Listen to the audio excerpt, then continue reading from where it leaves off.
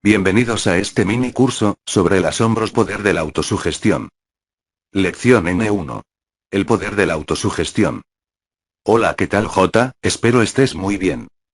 En una oportunidad me sucedió un caso curioso y había enviado a mi hijo a comprar un destapacañerías, lo cual es un líquido muy abrasivo.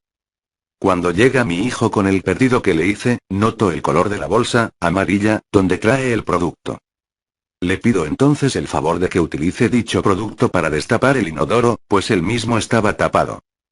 Pasan un par de horas y me encuentro la bolsa amarilla y pensé, mi hijo, si es desordenado, debió haber botado a la basura esta bolsa, de tal manera que agarré la bolsa y cuando fui a tirarla a la basura, me cayeron unas gotas en el brazo que inmediatamente asocié con la sustancia abrasiva del líquido en cuestión, e inmediatamente fui a echarme agua en el brazo, pero ya era tarde y a los pocos minutos ya me habían salido unas pequeñas quemaduras justo donde cayeron esas gotitas. Total que me senté en mi computadora a trabajar y traté de no tomar en cuenta el asunto, mas sin embargo sentía la molestia de mis pequeñas quemaduras leves. Lo interesante estaba por ocurrir y llega mi hijo de donde estaba y le hago el reproche que por su desorden y su poca precaución, me había quemado con unas gotitas el brazo y... La sorpresa fue cuando mi hijo exclama: «Pero papá, ¿de qué hablas? Yo aún no he usado ese producto. De hecho, mira dónde está guardado, inclusive con la bolsa donde lo traje. Eso debió haber sido agua porque yo traje en esa bolsa que tú dices, 2 refrescos fríos». La pregunta es: ¿y de dónde salieron mis quemaduras? ¿De dónde salió el ardor que sentía en mi brazo mientras intentaba trabajar en mi PC? Sin duda se debió al poder de la autosugestión. Esa fue una aleccionadora anécdota para mí del poder que tiene la mente sobre el cuerpo, solo que en este caso no fue para bien. ¿No te parece interesante?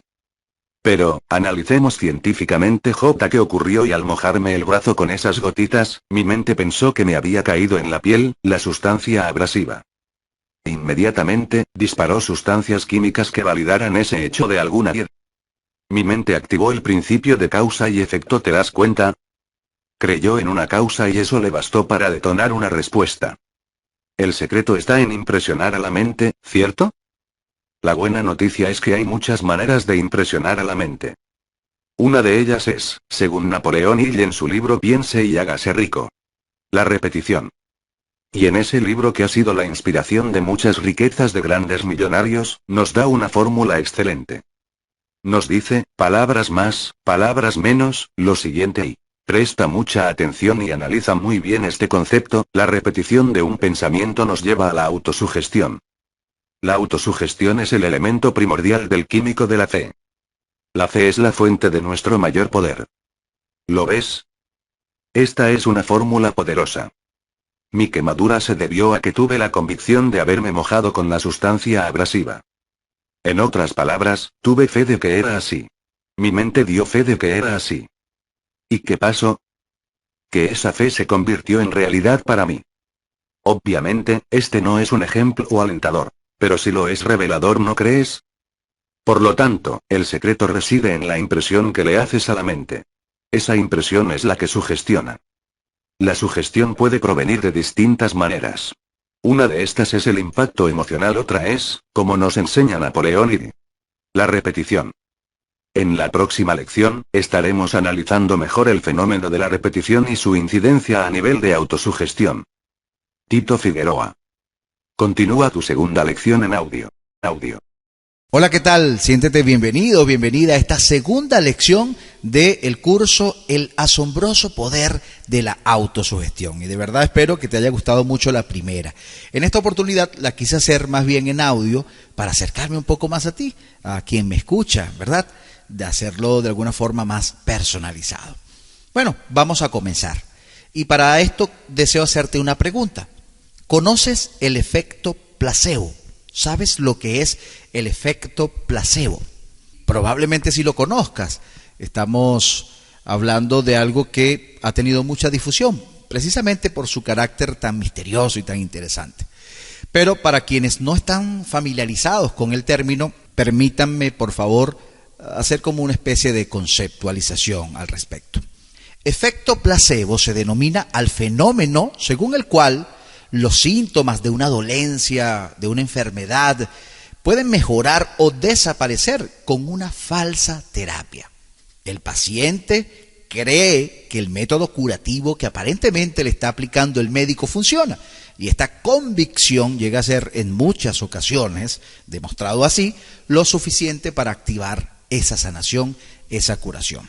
Déjame comentarte un caso documentado por un médico que ha estado combinando el efecto placebo con intervenciones quirúrgicas reales, en todo caso. Él ha estado haciendo muchos experimentos. Fíjate, me refiero al doctor Mosley, y en uno de sus experimentos ha hecho lo siguiente. Él realiza intervenciones quirúrgicas a nivel de la rodilla para personas que presentan dolencias en las rodillas, ¿no? Cuando utiliza en estos casos el efecto placebo como experimento, ¿qué hace este doctor? Bueno, él simplemente, digamos, inyecta un tranquilizante, una anestesia normal, como lo haría en circunstancias totalmente naturales. Luego realiza unas incisiones, unos cortes superficiales en sus rodillas para simular que de verdad fue operado con el bisturí, etcétera. Luego la sutura normal, lo que venga. Y cuando envía a sus pacientes a sus casas, pues le da una prescripción de calmantes contra los dolores de la herida, etcétera. Ninguno de estos pacientes, en el caso placebo, saben qué es lo que le hicieron en sus rodillas. Todos están muy satisfechos, todos creen que han sido intervenidos quirúrgicamente como es debido. Bien, al cabo de un tiempo, de manera sorpresiva, misteriosa, asombrosa, la mayoría de los pacientes están muy satisfechos con el resultado de la operación, de esta operación ficticia, sin saber, por supuesto, que era una operación ficticia. Hasta la fecha, documentado están más de 180 intervenciones quirúrgicas placebo en las dolencias de la rodilla de pacientes, con un porcentaje asombroso de éxito en la mayoría de los casos. Y es que hay que tomar en cuenta algo muy importante.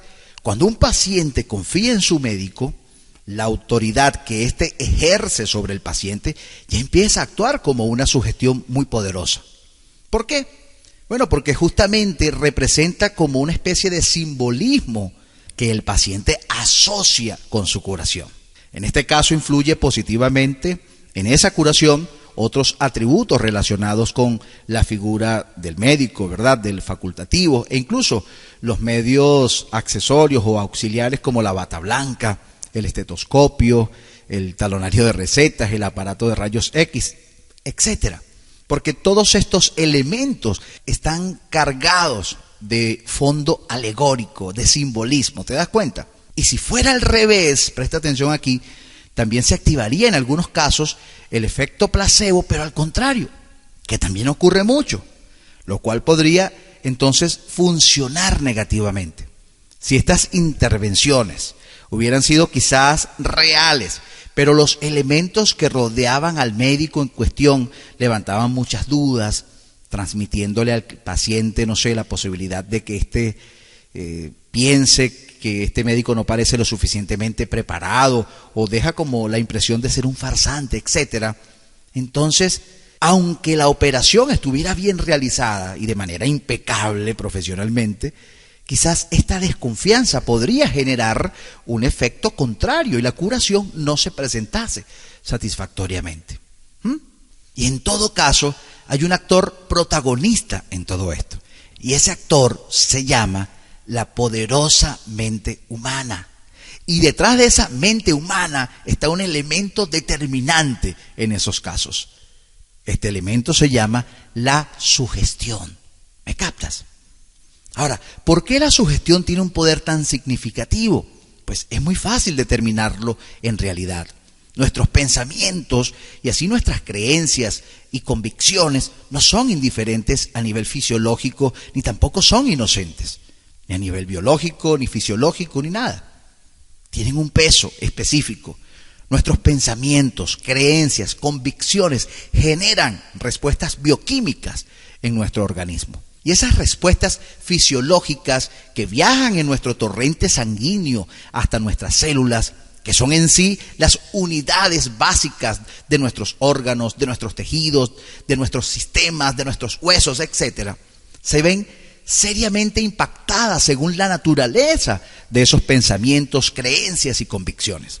Y esto, por supuesto, podemos hacerle una amalgama y representarlo holísticamente con el elemento fe. ¿Lo ves? Por eso la fe es tan poderosa. La fe a lo bueno y la fe a lo malo. Ojo. Y aquí quizás reside la diferencia entre personas que son favorecidas por milagros, sanaciones espontáneas, remisiones espontáneas de enfermedades, y otros que no, aún visitando quizás a la misma fuente de sanación, llámese, no sé, una concentración evangélica o una capilla de algún santo, de alguna virgen, etcétera. Muchos se sanan, pero muchos no. ¿Sabes quiénes se sanan? Los que realmente se sugestionan. Solo ellos son los que tienen esa sanación. ¿Y por qué? Bueno, porque como dice Napoleón Hill, la autosugestión es el elemento primordial de la fe. Sin sugestión no hay fe. ¿Por qué? Porque esto indica que existe una convicción o una creencia contraria en alguna parte profunda de la mente que desencadena una actividad, una respuesta fisiológica que se antepone a esa sanación. Hablando en este caso particular de las sanaciones y el efecto placebo y todo esto, por supuesto.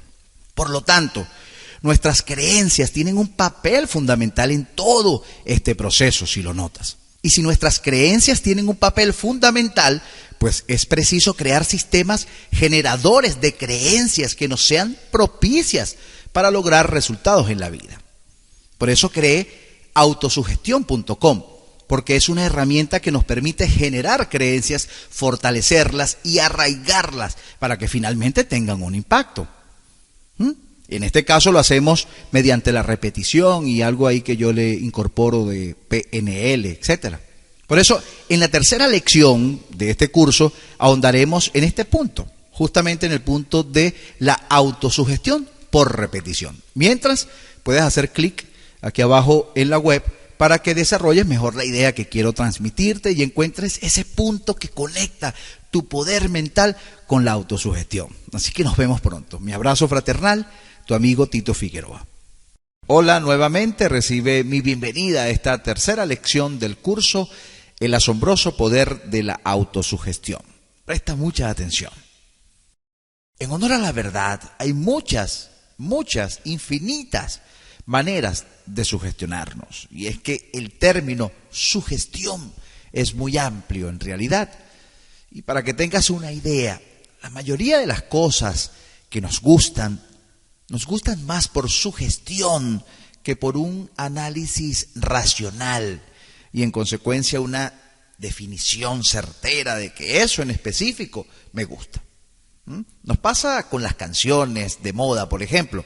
No es igual que escuches un día una canción en la radio a que, por decir algo, un día un amigo o una amiga en medio de una conversación te hable de esa canción de X artista, la cual está súper pegada, que está número 1 en el hit parade, y hasta le agregue quizás algo de contexto a esa canción, a ese argumento por el cual esa canción gusta tanto.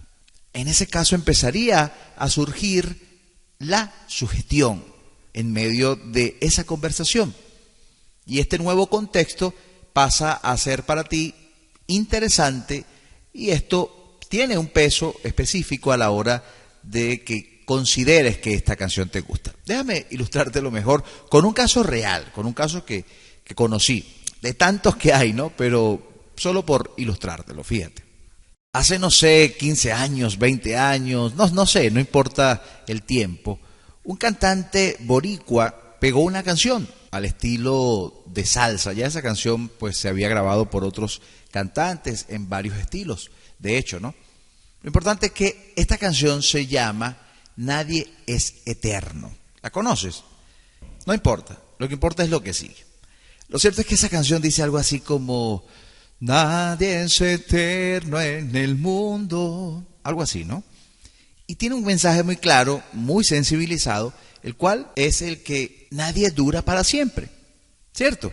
Y además habla de cuando ustedes me estén despidiendo con el último adiós de este mundo, no me lloren que nadie es eterno y no sé qué cosa. Así más o menos dice la letra.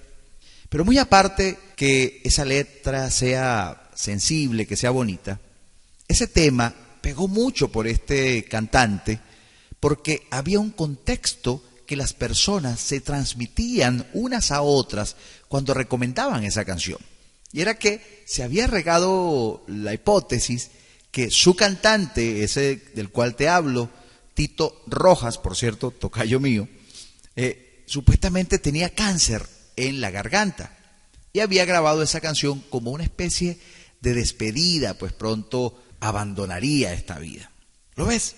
Ese contexto era obviamente un valor agregado al hecho de la canción en sí, sea bonita o sea fea, sea agradable o no en su melodía, ¿cierto?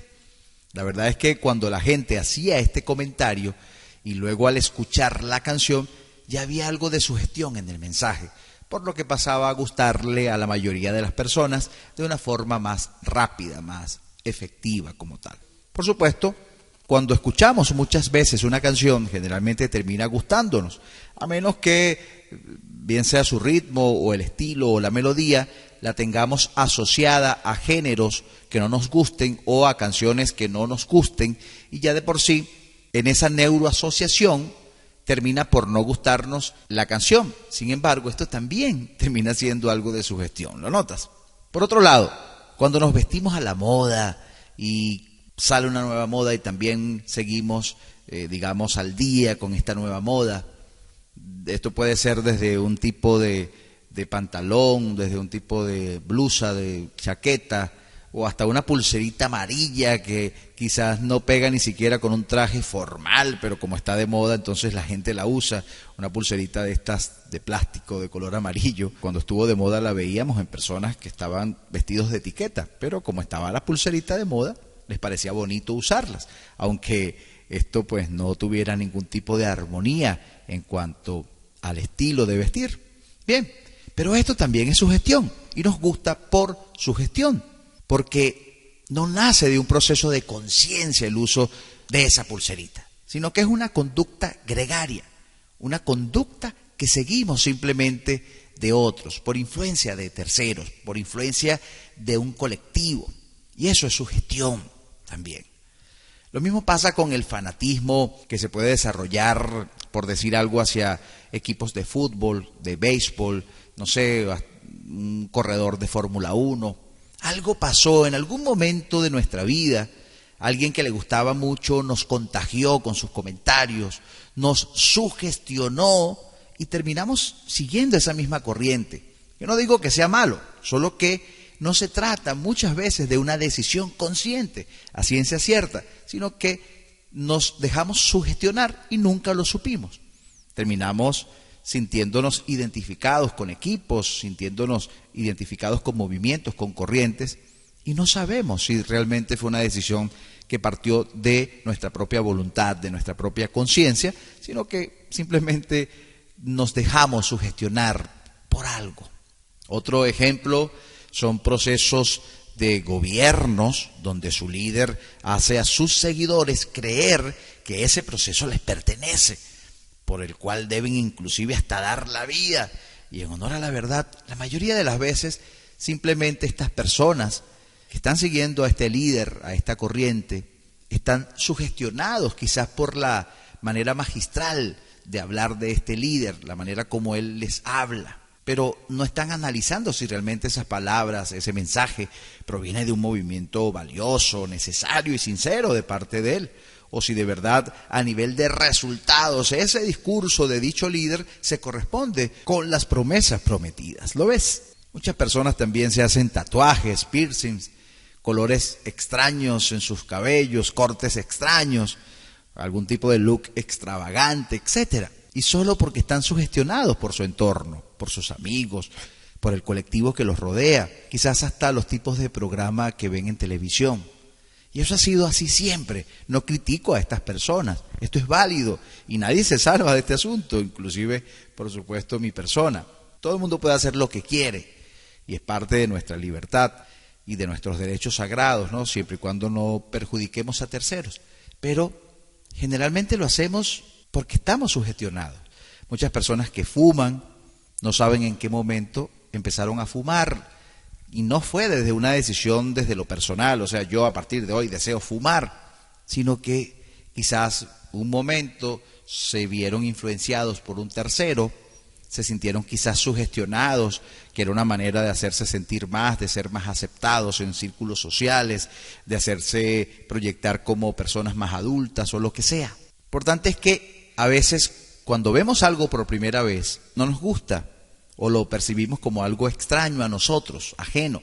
Pero luego de tanto verlo, de tanta repetición, termina siendo esto familiar para nosotros y hasta termina gustándonos. Y aquí el tema de hoy tiene que ver con esto, tiene que ver con la repetición, porque como te decía, hay muchas maneras de sugestionarnos y una de tantas maneras es sin duda la repetición. ¿Por qué crees tú que una canción el primer día que la escuchamos quizás no nos gusta mucho y luego ya la segunda, tercera o cuarta vez empieza a gustarnos, comenzamos a sentir que nos gusta? Cuando escuchas una canción la primera vez, en tu cerebro se establecen unas conexiones neuronales. Esa conexión, esa interconexión neuronal, sin querer ahondar en este tema, se llama sinapsis neuronal, ¿sí? Muy bien, esa conexión viene de alguna manera a ser una referencia a nivel de tu cerebro, una especie de patrón neuronal que refrenda la presencia en tu cerebro de esa línea melódica, de esa letra o simplemente de la referencia de esa canción. Cuando vuelves una segunda vez a escuchar esa canción, en tu cerebro se vuelve a crear el mismo patrón neuronal. Ya aquí tu memoria empieza a entrar en juego y como tiene una referencia anterior, empieza a reconocer esa melodía, ¿cierto? Una tercera, luego una cuarta, etcétera. Ese patrón neuronal se conecta una y otra vez y así va sucesivamente reforzándose como conexión, reforzando permanentemente ese patrón, cada vez más, y así termina gustándote la canción, porque llega un momento que esa canción pasa a ser parte de tu vida, nunca más te olvidas de esa canción, ni de su melodía, ni de su letra, ya en tu cerebro hay una referencia neuronal lo suficientemente improntada, con lo que apenas escuches esa canción, tu cerebro hace una neuroasociación y activa ese patrón neuronal. Muy bien, lo mismo pasa con una creencia, que al principio puede sonar solo como una opinión. La escuchas una vez o la dices una vez, luego la vuelves a repetir, otro día alguien la valida por TV, luego alguien coincide contigo con esa creencia, posteriormente la compartes, hablas de ella, y cada vez que accedes a esa creencia en tu memoria se reconectan las neuronas formando y reforzando y así improntando ese patrón. Luego llega un momento que esa creencia pasa a ser parte de ti. Y muchos de los resultados en tu vida pueden provenir de estas creencias, que quizás ni siquiera están a nivel consciente para ti, sino que se formaron a muy temprana edad y están ahí sin tú saberlo, sin yo saberlo.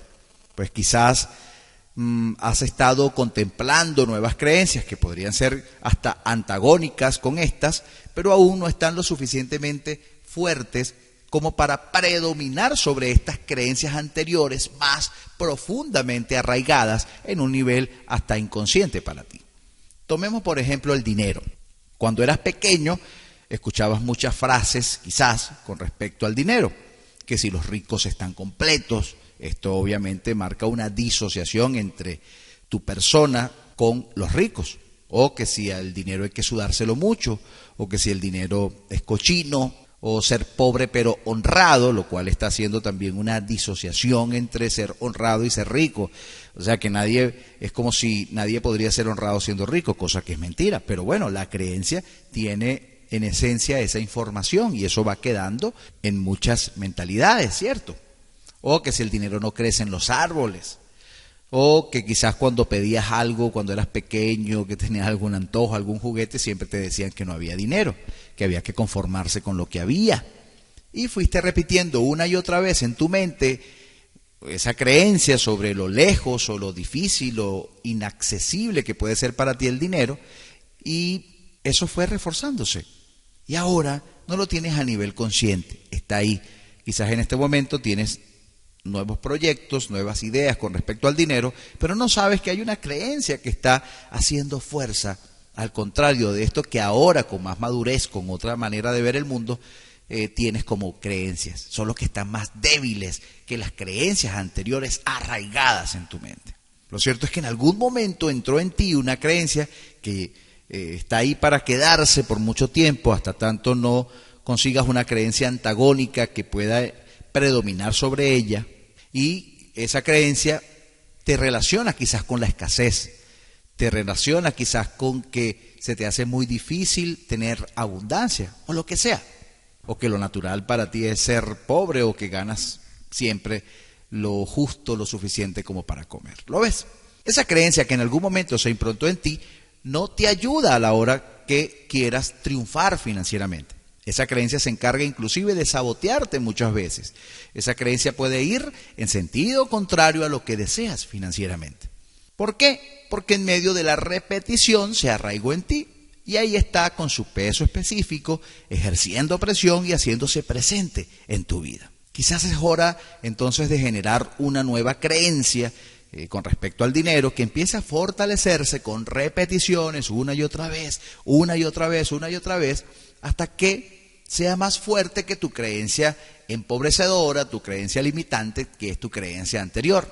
Y llegue entonces el momento que cuando haya un proyecto, un negocio, una oportunidad que quieras aprovechar, tu mente asocie neuronalmente este nuevo patrón neuronal que le has estado proporcionando o fabricando o fortaleciendo, este nuevo condicionamiento mental que es más propicio, que juega a tu favor, que juega a favor de tu abundancia, de tu riqueza, y no que juegue en contra, y no que juegue a favor de tu pobreza o de tu escasez. Así que en la cuarta lección continuaremos desarrollando un tema importante en este curso que estoy regalándote, el asombroso poder de la autosugestión. Espero que te esté gustando muchísimo. Mientras, te invito entonces a que visites autosugestión.com. Un abrazo bien fuerte, tu amigo Tito Figueroa. Lección 4, el asombroso poder de la autosugestión. Hola, ¿qué tal? ¿Cómo estás? Recibe la bienvenida nuevamente a tu curso, el asombroso poder de la autosugestión. Hoy seguiremos desarrollando este fantástico tema que se nos presenta muy a tiempo. ¿Y sabes por qué? Porque definitivamente el futuro es el sitio donde todos estaremos. Así que hay que empezar a sembrar desde ya, en el presente. Y así en el futuro cosecharemos eso que hemos sembrado. Y si te digo algo propicio, es lo siguiente, presta atención.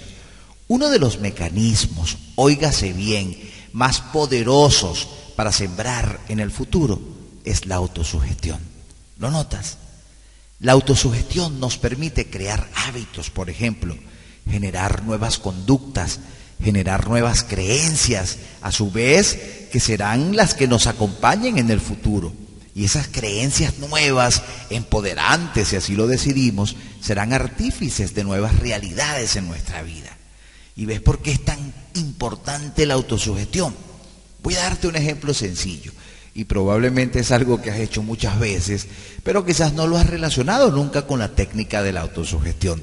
Sin embargo, así como te ha dado resultados, asimismo podría seguir dándote resultados si lo sabes utilizar, si la sabes usar a la técnica como tal, si la sabes activar adecuadamente. Fíjate, ¿alguna vez te has programado con la idea de despertarte a determinada hora en la mañana?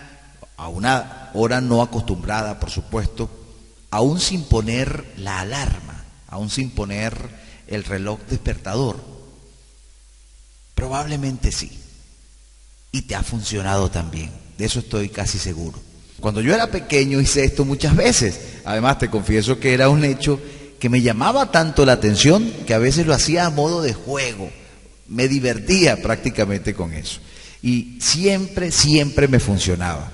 A veces lo hacía a deshoras totalmente. No sé, 3 de la mañana, 3 de la madrugada. Lo hacía a propósito, ¿no? Para divertirme.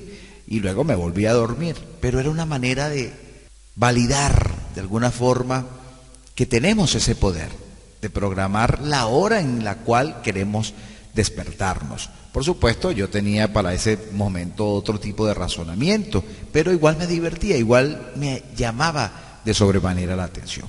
Ahora, ¿cómo hacía? En mi caso, ¿cómo hacía yo?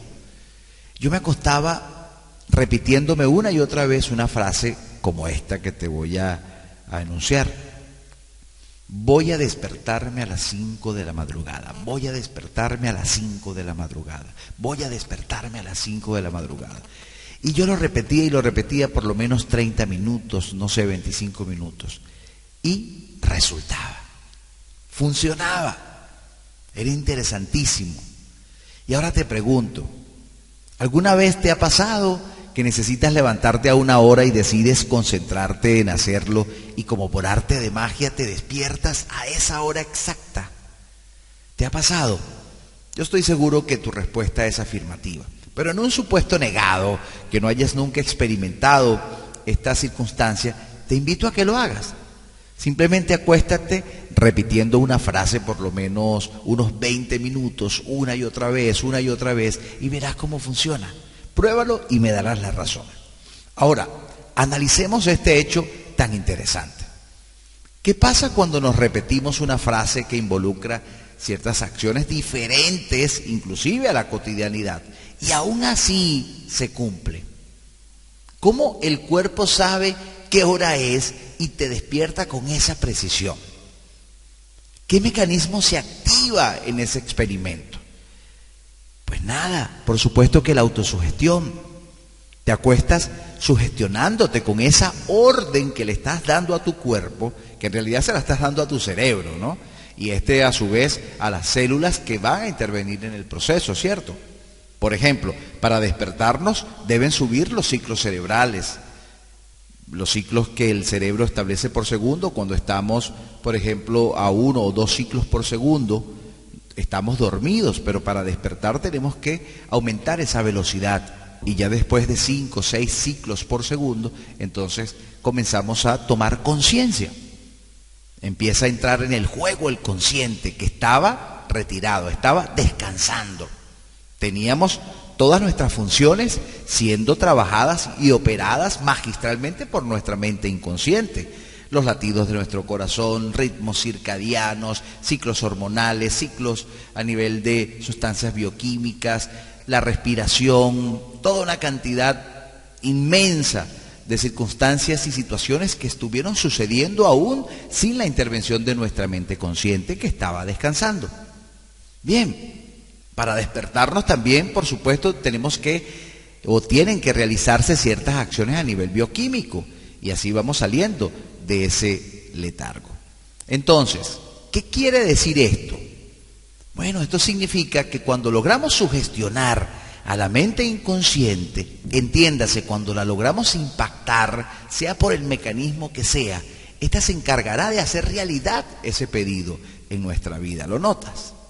Claro, como te he dicho, hay muchas maneras de sugestionarnos. No sé, los rituales, las concentraciones en masa, la histeria colectiva, una frase en un momento determinado, un acto de magia, en fin, son muchas las maneras.